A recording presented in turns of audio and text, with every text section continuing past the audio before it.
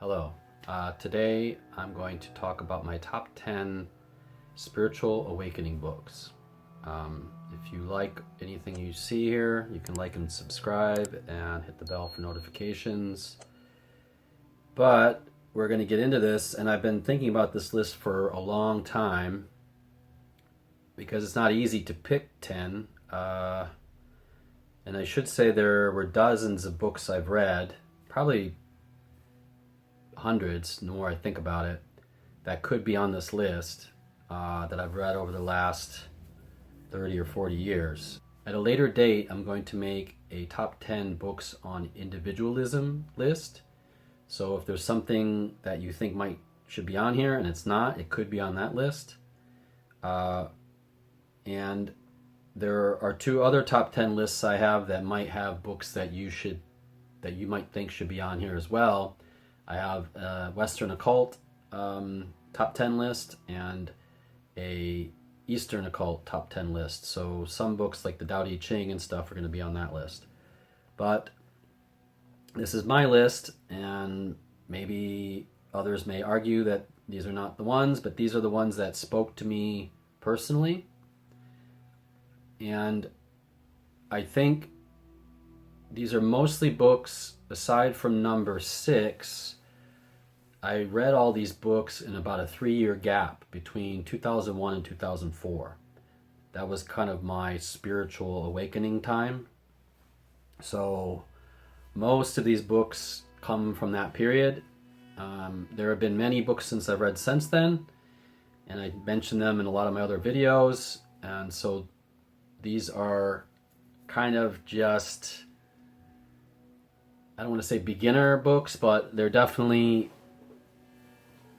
have been other books I've read since that time that could easily fall on this list, but I've stuck mainly to the ones that I think ignited this spiritual awakening in me. So the other thing I'm going to say is there's not really any self-help books on here. I'm not really a big fan of self-help books in general. Some works that I'm not impressed with that people seem to talk about a lot are The Secret. Not interested in that. The Alchemist. I'm not interested in that. The Celestine Prophecy.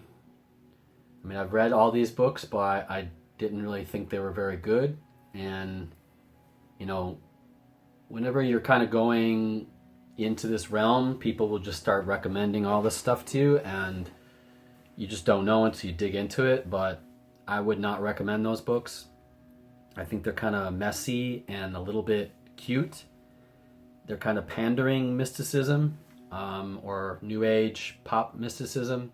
So I would stay away from those.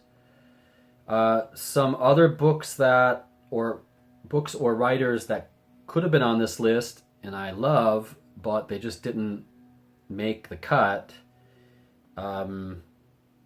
One book, Zen and the Art of Motorcycle Maintenance, is a great book. Anything by Osho, Emerson, Thoreau, Rumi, The Rubaiyat of Omar Khayyam, awesome book too. And like I said, the Tao Te Ching is on my Eastern occult list, things like that. Any work by the Stoics I think could fall into this. But mainly these books are about a psychopomp, which is a kind of mystical teacher, like a Virgil, a Socrates, a Don Juan. There are these kind of Faustian bargains in a lot of these books, or sort of Paradise Lost thing, which all kind of go back to Carl Jung's individuation. So that's kind of where I'm coming from with this list. One thing that belongs on this list, but it can't be because it's not a book, it's a poem. But if you're in this kind of spiritual awakening phase, spiritual crisis, and you need some guidance, I think The Dark Night of the Soul by St. John of the Cross is an excellent beacon for this kind of thing. It's just not a book, so I didn't put it on the list, but I would check that out if you get a chance. At number 10, we have The Prophet by Khalil Gibran from 1923. It's a timeless spiritual classic that follows the Prophet Al-Mustafa as he imparts wisdom on various aspects of life to the people of the fictional city of Orphalese. Through poetic prose, Gibran explores profound themes such as love, freedom, work, and sorrow, offering insights that continue to resonate with readers across generations. So, like many books on this list, this book touched my soul, I would say. It kind of ignited something in me. I think that it resonates with a diverse amount of different cultures and backgrounds, and that's part of its power. It has a simplistic lyrical beauty that I think is hard to beat. It talks about the transformative power of love and the nature of the divine, and there's a lot of things about the passage of time and change, which is part of what a spiritual awakening is sort of letting go of the old and bringing in the new. It talks about impermanence and the timeless qualities in life. I just think it's a beautiful book.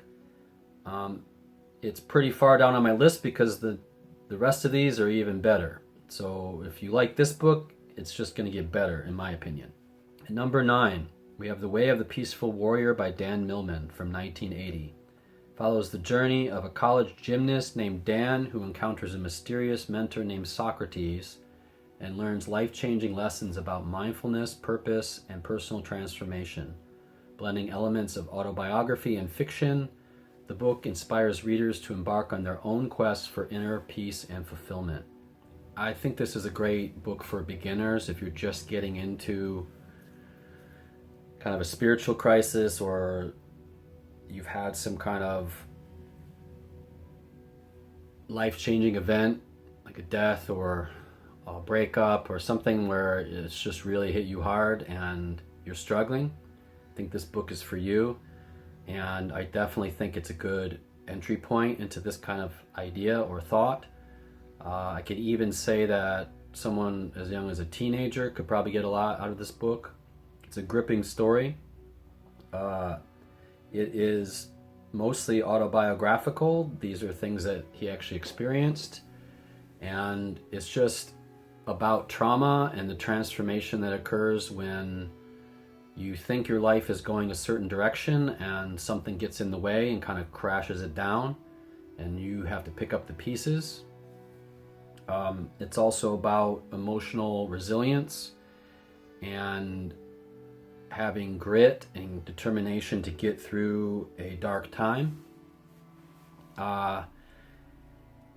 In the book, there's an awakening of his spiritual potential by meeting this man, Socrates.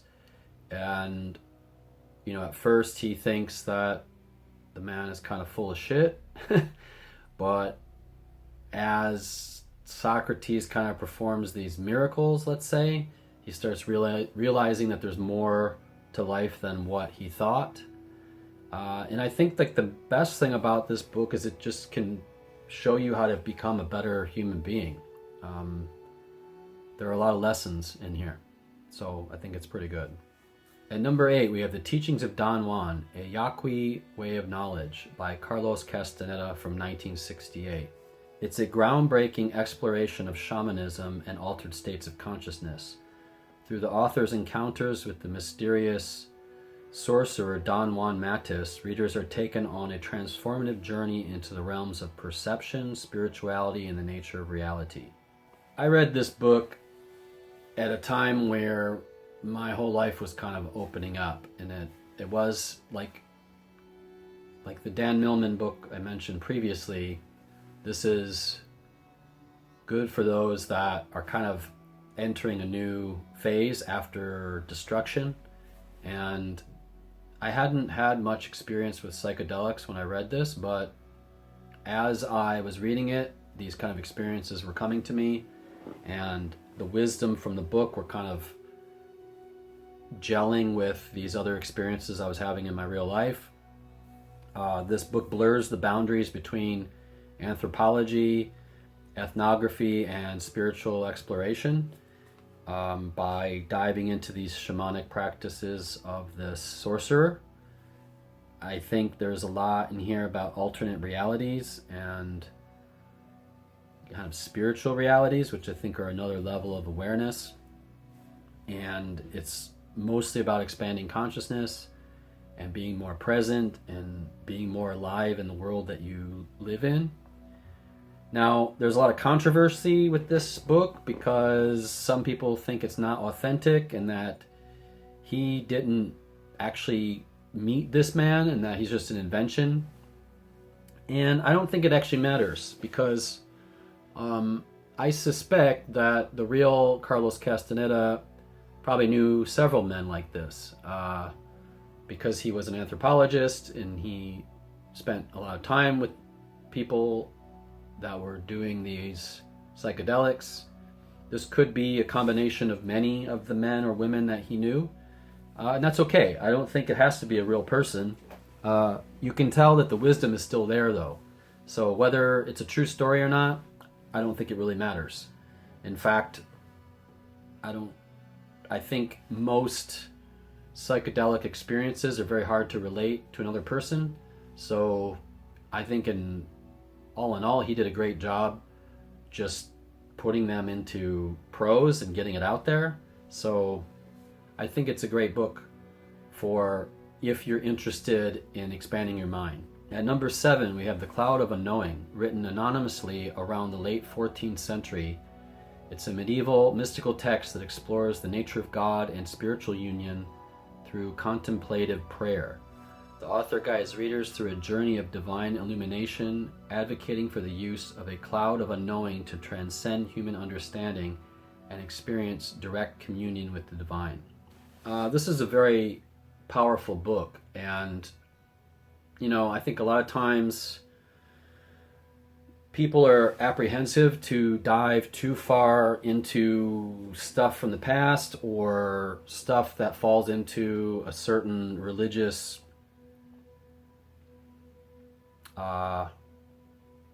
category. And I guess this kind of does, but it doesn't at the same time. So if you have fears of that, I would just try to overcome those fears and give it a chance. I think there's a lot of wisdom here. It's really a book about spiritual contemplation. And when you're reading it, you can feel that this person is, whoever it is that wrote it, is struggling, and the battling within himself about kind of the weight of the divine and the repercussions of that in life. I think it's very visceral. This book transcends the rational. It's kind of like Carl Jung's Red Book or some kind of outsider art. It's about love over knowledge, which I think most people are constantly trying to become smarter, but not. They almost think of knowledge as a currency. Like the more knowledge you have, the more powerful you'll be, or the more you can kind of influence other people. And yes, I think if you have a lot of knowledge, you can definitely influence others that have less. But what he's saying in here is that love is more important than knowledge. And I don't mean like romantic love. I mean spiritual understanding, that kind of love.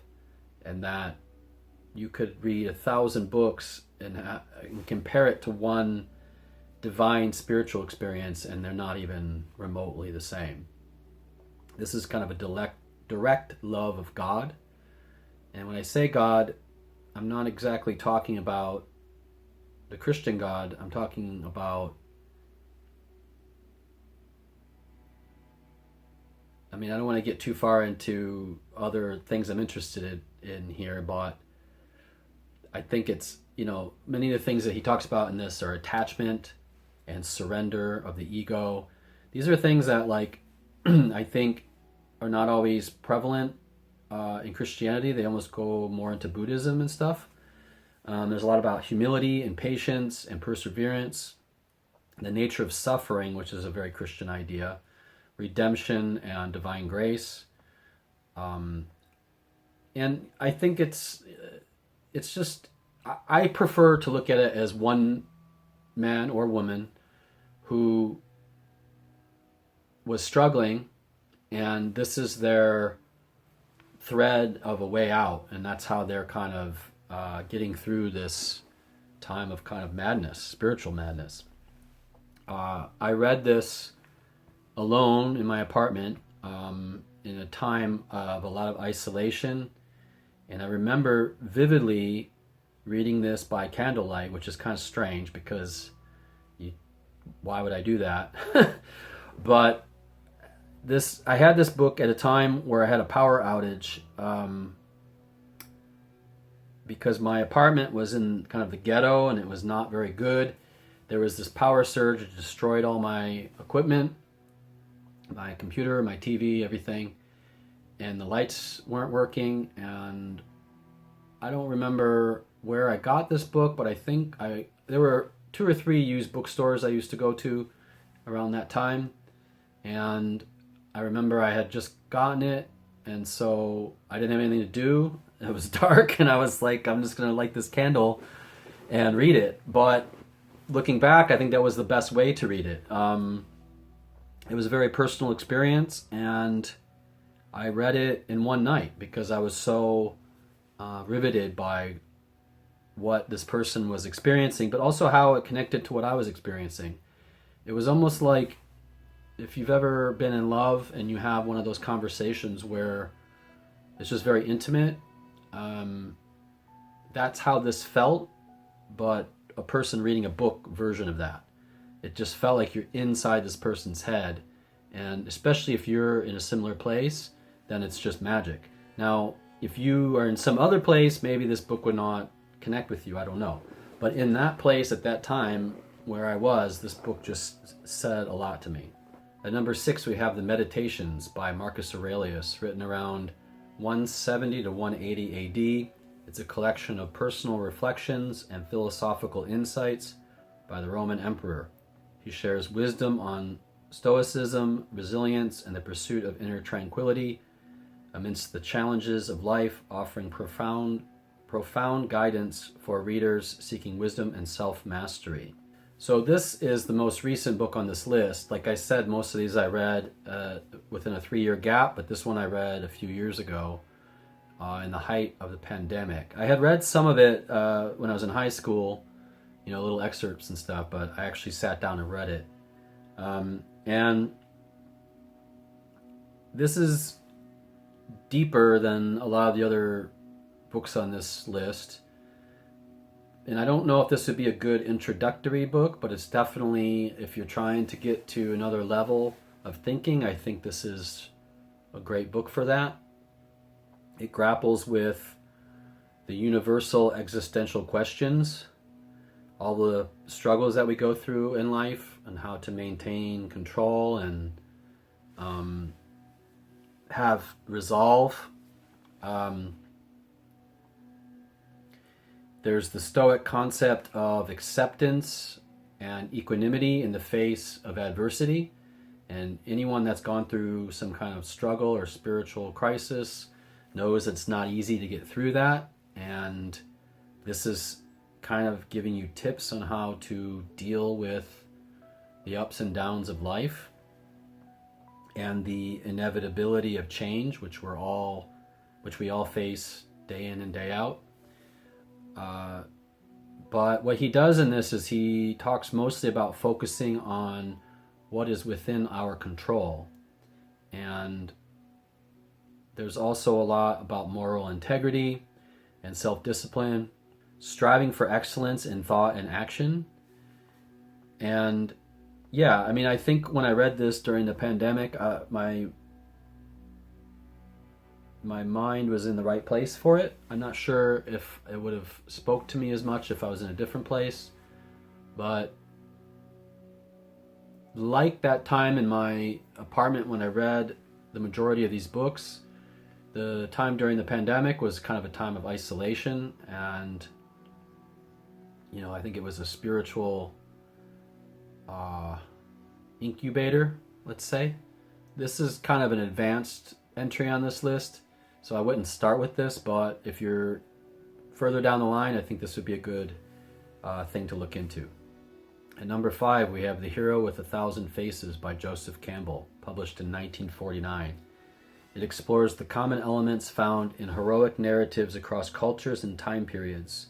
Campbell identifies the hero's journey as a universal archetype, tracing its stages of departure, initiation, and return, offering profound insights into the human experience and the quest for meaning. I loved this book when I read it. I would say of all the books on this list, there are a few others, but this one really got me to look at my life more as a myth and not as a series of disjointed events. There is a harmony going on in my life, in all of our lives. And if we can see it in its archetypal stages, then we can learn a lot more about where we are and where we're going.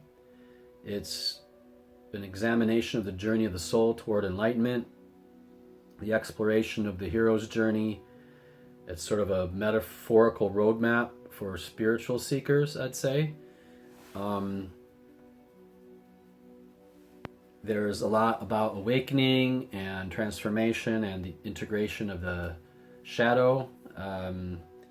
There's the concept of the monomyth, which is what Star Wars is basically based off of, not to mention The Matrix and a lot of other famous pop culture. But I think what this book does best is helps you navigate your own inner landscape, the archetypes and stories that you have in your life, and you get to see how universal those things are, and so you don't feel so alone. It had a huge impact on me and my writing.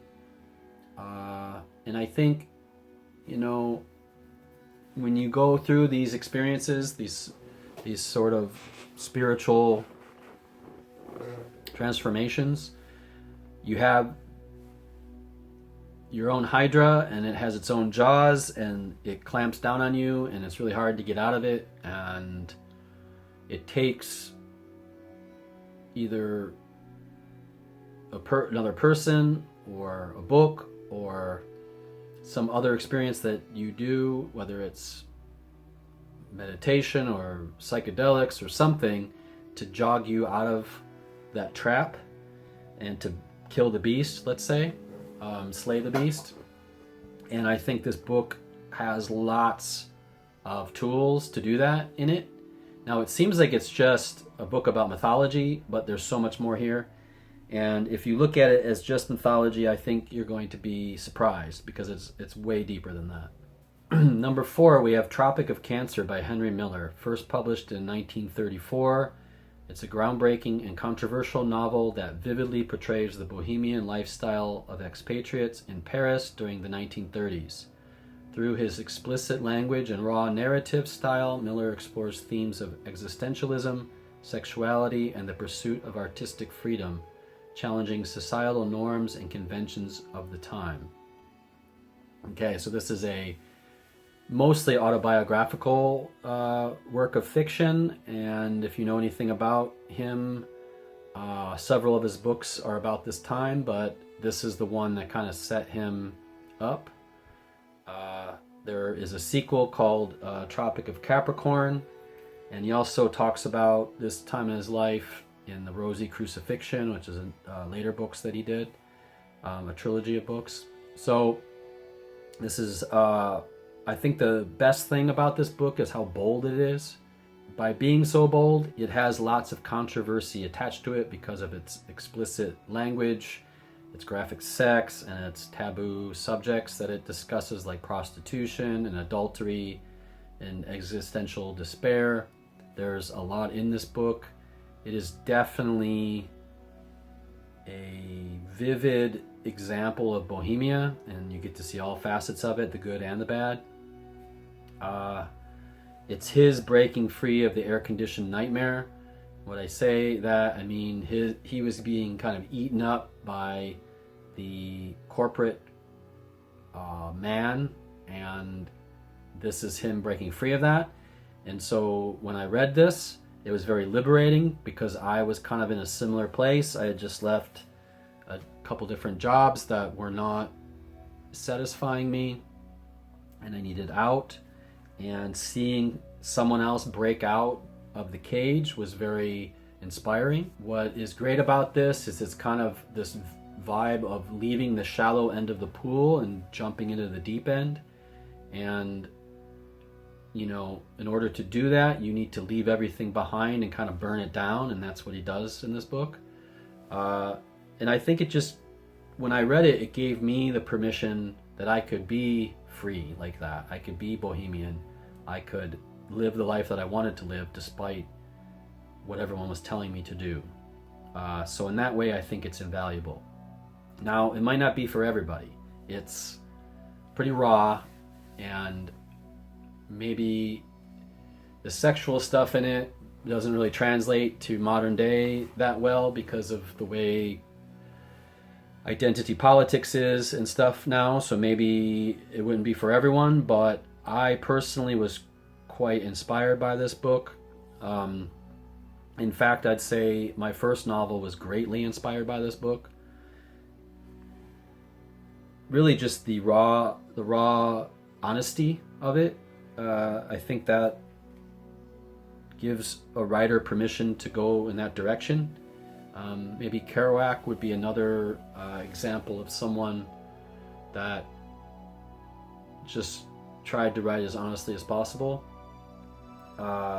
There's a lot about Anais Nin in here, and I've always been fascinated with her as well and her erotica. So if you haven't seen, there's a film called Henry and June, which is basically about this time.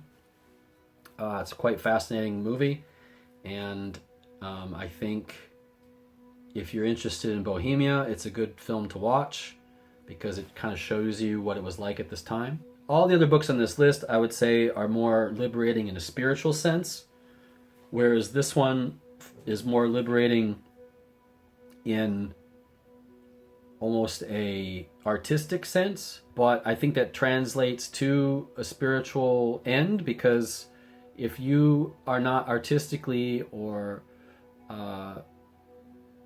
if you don't have freedom to express yourself the way you want to, then you're already sort of spiritually stunted because you just can't access that part of yourself.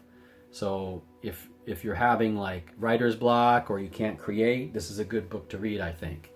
But it's also good just in terms of showing that the world, no matter how organized the world is, and these days this is very important, it can't crush you, can't crush your spirit. Only you can crush your spirit. You are the controller of that. And I think that's one awesome thing about this book, is it shows that you just have to let go. And it's like jumping off a cliff, but after you jump, you'll realize you can fly, and that's basically how it works. At number 3, we have Thus Spoke Zarathustra by Friedrich Nietzsche, published in 1883. It's a philosophical novel that follows the journey of the prophet Zarathustra as he imparts his teachings on the Übermensch, or Overman, and the eternal reoccurrence. Through poetic and allegorical language, Nietzsche challenges traditional moral values and advocates for individual self-realization and the pursuit of personal greatness.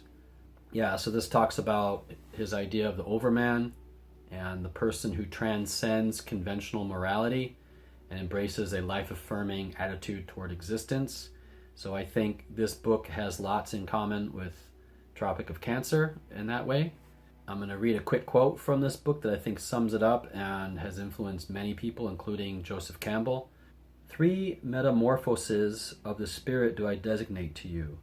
How the spirit becomes a camel, the camel a lion, and the lion at last a child. So Campbell, in his book The Power of Myth, he goes way into all of the idea of the lion, the camel, and the child. So if you ever want to explore that more, I recommend going into that book. But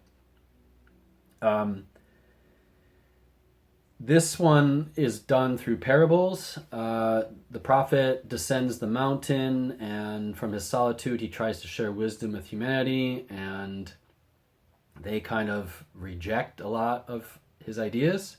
which I think when you are going through something like this, people tend to do a lot, especially if they've never gone through it. They tend to think that you've gone mad, and maybe you have. I'm not sure, but this book transcends the conventional notions of good and evil. In fact, I'd say a lot of his work does that. That's probably why he's so controversial. My greatest takeaway is how he experiences all that rejection and indifference to his wisdom that he's gained. He encounters skepticism, ridicule, and even hostility from the people that he encounters. And then, he has to retreat and go back up to the mountain. And I think anyone that goes into this realm of thinking, that tends to happen. And I think the further that you go down that rabbit hole, the more it happens. Because even, here's an example.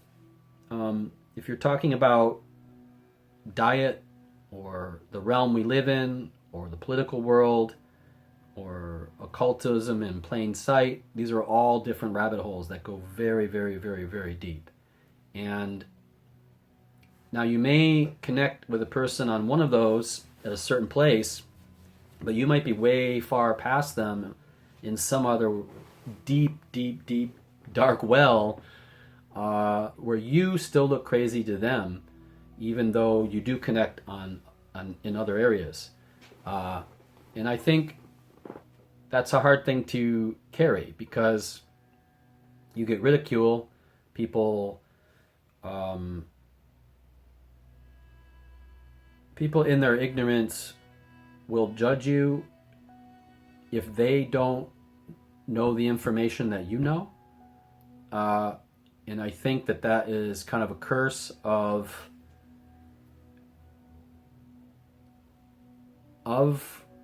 breaking away, is that once you start going down these other rabbit holes, then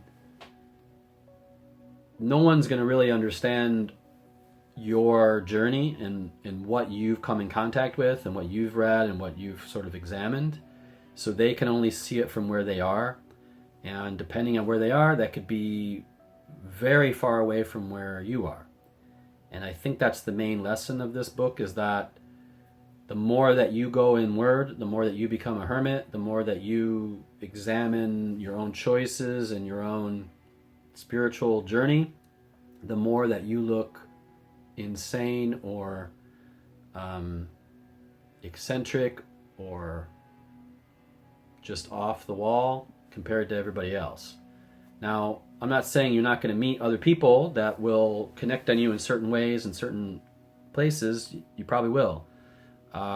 And yeah, I mean, I don't think that it's the end of the world or anything. I just think that you're going to come in contact with a lot of people that think you're nuts. So if you're feeling that, I think this book is for you, because it examines what it's like to carry the weight of those boons of wisdom, I guess. At number 2, we have Steppen Wolf by Hermann Hesse, published in 1927. A philosophical novel that follows the journey of Harry Haller, a tormented intellectual who grapples with the dualities of his nature and struggles to find meaning in a world he perceives as absurd and alienating.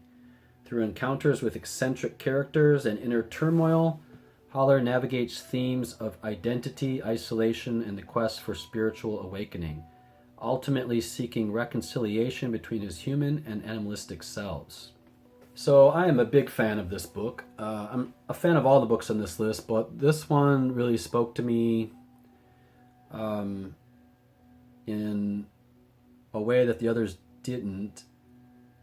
And I think as a writer, all of his work has spoke to me. This is the first book of his that I read, and I went on to read Damien and The Glass Bead Game and Siddhartha and many others. In fact, I'd say he's one of my favorite writers. And, it has existential themes like the other books on this list, and there's the conflict between the civilized self and our more primal instincts. And I think that's where this kind of separates a little bit from the others. Excuse me. The others are more about a spiritual journey, whereas this is more about the struggle between our animal selves and our higher selves. But what I do know about this book is it's real to me. And what I mean by that is I had an experience with a person who kind of initiated me into a spiritual world, let's say, or a spiritual life. And that's kind of what happens to this character in the book. He kind of becomes part of this vibrant world of the magic theater, which is like an allegory. And as he's doing that, similar to Tropic of Cancer, he's kind of going into this new world, this kind of bohemian world of jazz and magic theater, as they call it. And what that basically is almost like a temporary autonomous zone. If you know anything about anarchy, that's a pretty important topic in anarchy. And that's kind of what the magic theater is, is this kind of free zone where people can just be whatever they are. And I think some of this was probably, I think that Jack Kerouac was inspired by this to write The Subterraneans. I think it's very similar. One thing I appreciate about Hesse's books is the lyrical beauty to the prose. I think that all of his books are quite beautiful in the writing style. And I also think they're very economical. He writes in a simple way that I think is really strikes you hard inside. And I think just in general, he's a very mystical writer. You could maybe even call it magical realism, I guess. But I definitely connect with this book in terms of counterculture. And, at the time that I was reading this, I was working at a cafe in downtown Detroit, and I was part of kind of that bohemian culture there. So it felt like it was a book for me, if that makes sense. Like I was definitely taken by it. I think it champions nonconformity and leaving that kind of conformist world behind, which I respect a lot. At number 1, we have The Marriage of Heaven and Hell by William Blake, published in 1790 to 1793. It's a revolutionary work of literature that challenges traditional religious and moral conventions. Through a series of prose, poetry, and illustrations, Blake explores themes of duality, the nature of good and evil, and the interconnectedness of opposites, presenting a visionary reinterpretation of biblical narratives and human spirituality. I think this is probably the most important book in romantic literature, perhaps. And this, it's really hard to say how much of an influence Blake has had on me. I read this right in the dirt of my own spiritual awakening, and it just showed me that all these things can be messy. They show you their flaws, but I think that's part of the beauty of it. Like when you look at his illustrations, they're not perfect, but you can tell they're done with a hand, and even his prose and poetry feels from the heart and handmade. He's got to be my book arts hero, I would say, because he used to print his own books and things and hand paint them, and he's just a genius. And this is his greatest work, I would say. It's wholly mystical, mysterious, visionary. It has a lot to do with alchemy and duality. I almost put it on my best occult books, but I think it transcends that a little bit. It's vivid, powerful, and raw. It's kind of like Art Brut before Art Brut existed. It's a paracosm. It's his direct experience with spirits and angels. So there's this religious, spiritual language permeating the whole thing. It's influenced by Emanuel Swedenborg's Heaven and Hell, which I've also read, and I also think is a great book, but I think this one just hits more to me. Maybe I'll do a video later about the most religious books, 10 best religious books. I think Heaven and Hell would probably be on there. But Blake's is, I think it transcends religion, like quite a lot. And it's different than all the other books on here because once you start reading, it cracks you open. And the book, I think, gets inside you. It's kind of infectious. And you start, some of the language just gets in your mind and it just, it's almost like Jesus's parables or something. Like there's this wisdom in the words that just gets in there. And I think, so many people have been influenced by these words that it's almost hard to fathom how many people have. In this section of the book called A Memorable Fancy, also known as the Proverbs of Hell, it contains aphorisms and paradoxical statements that challenge our conventional morality. But there are some beautiful lines in this section, and I remember when I was in my apartment reading these, and I was really at my lowest, I just would read them over and over again because I was trying to understand them. And they're kind of paradoxical, but they're also, you can just tell they're pure wisdom. And I'm going to read a few real quickly. In seed time learn, in harvest teach, in winter enjoy. Drive your cart and your plow over the bones of the dead. The road of excess leads to the palace of wisdom. Prudence is a rich, ugly old maid courted by incapacity. If the doors of perception were cleansed, everything would appear to man as it is, infinite. For man has closed himself up till he sees all things through narrow chinks of his cavern. Aldous Huxley wrote The Doors of Perception based off of William Blake's work. And also the band The Doors got their name from William Blake's work. This is I would say, one of the highest pinnacles of art that has ever been created. And as far as a book that stimulates a spiritual transformation or enlightenment or whatever you want to call it, I think this book almost does it by transcending words, if that makes sense. It just goes inside of you and it cracks you open. And I've never been the same since reading this. And